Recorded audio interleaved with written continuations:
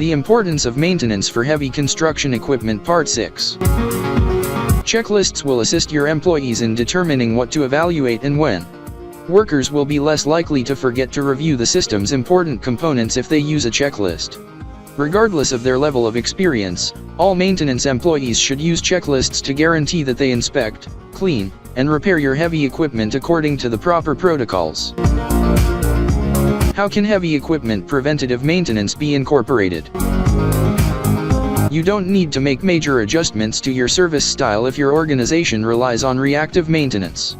You may increase your maintenance program by adding to your service side with a variety of approaches.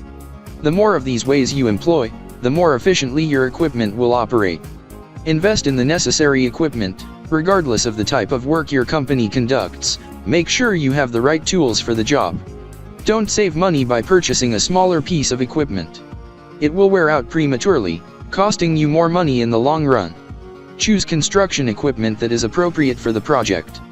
Use the right machinery. Just as you need to buy the right tools for your project, your staff need to use the right tools for the job. Never utilize apparatus that isn't rated for a specified weight. Overburdening or incorrectly utilizing your equipment might void the warranty, endanger workers, and put more strain on the engine and components. Clean to inspect. After cleaning the equipment, the worker must inspect it completely. Ideally, the worker will use a checklist during cleaning and inspection to ensure that they have checked all relevant components to see if the device requires service. Anything out of the ordinary should necessitate prompt repairs or part replacements before returning to the job site. For more information, call 469-370-7501 or visit interstateheavyequipment.com.